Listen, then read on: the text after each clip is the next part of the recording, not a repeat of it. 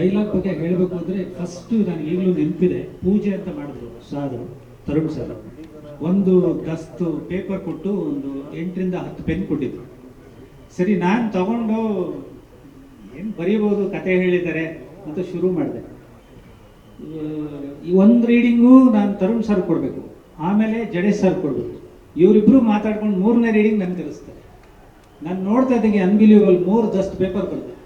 ನಾನು ಒಂದೊಂದು ಸತಿ ಫೋನ್ ತೆಗಿಲಿಲ್ಲ ಅಂದರೆ ಮಿಸ್ಬಿಹೇವ್ ಮಾಡ್ದಂಗೆ ಆಗುತ್ತೆ.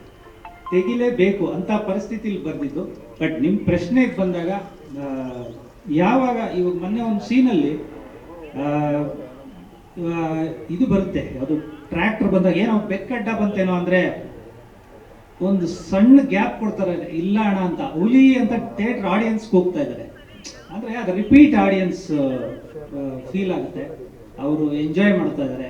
ಒಬ್ಬ ಬರಹಗಾರನಿಗೆ ಅಷ್ಟು ಕಲಾವಿದರು, ಇಷ್ಟು ದೊಡ್ಡ ದೊಡ್ಡ ಕಲಾವಿದರು ಆ ಪಾತ್ರಗಳನ್ನ ತಗೊಂಡು ತರುಣ್ ಸರ್ ಅವ್ರ ಕೈಲಿ ಮಾಡಿಸಿರೋದು ಎಲ್ಲನೂ ನೀವು ಹೇಳಿದಂಗೆ ಆ ಗ್ರಾಮೀಣ ಭಾಷೆ ಸೊಗಡು ಅದೆಲ್ಲ. ನಮ್ಮ ಜಡೇಶ್ ಅವರು ಆಗಲೇ ಒಂದು ಮಾತು, ತುಂಬ ಒಳ್ಳೆ ಮಾತು ಹೇಳಿದ್ರು, ನಮ್ಮ ನೆಲದ ಸಿನಿಮಾಗಳು ಸೋಲಲ್ಲ ಅಂತ. ನಾವು ತರುಣ್ ಸಾರು ಫಿನಿಶಿಂಗಲ್ಲಿ ಬ್ಯುಸಿ ಇದ್ರು, ನಮ್ಮ ಸುಧಾಕರ್ ಸಾರು ಬ್ಯುಸಿ ಇದ್ರು, ದರ್ಶನ್ ಸಾರು ನಾನು ಆಮೇಲೆ ಮಾತಾಡ್ತೀನಿ ಇದ್ರು, ನಾವು ಸಿಗ್ತಾ ಇದ್ವಿ, ನಾನು ಅವಿನಾಶ್ ಸಾರು.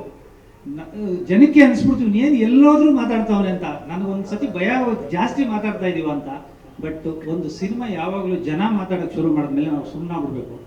ಸೊ ಇವತ್ತು ನೀವೆಲ್ಲ ಇಷ್ಟು ಜನ ಸೇರಿ ಪ್ರಶ್ನೆಗಳು ಕೇಳ್ತಾ ಇರೋದು, ನೀವು ಸಿನಿಮಾನ ಪ್ರೀತಿಸ್ತಾ ಇರೋದು, ಇದೆಲ್ಲರದ್ದು ಕನ್ನಡ ಸಿನಿಮಾ, ಕನ್ನಡಿಗರ ಸಿನಿಮಾ ಇವತ್ತು ಗೆದ್ದಿದೆ. ಅದಕ್ಕೆ ಜನಗಳಿಗೆ ನಾವು ನಮ್ಮ ಇದನ್ನ ಬಗ್ಸಿ ನಮಸ್ಕಾರ ಮಾಡಬೇಕು. ಪ್ರತಿಕ್ಷಣದ ಸುದ್ದಿಗಾಗಿ Zee Kannada news app download ಮಾಡಿ. Live TV, latest updates, entertainment, lifestyle, technology ಸುದ್ದಿ ನಿಮ್ಮ ಅಂಗೈಯಲ್ಲಿ.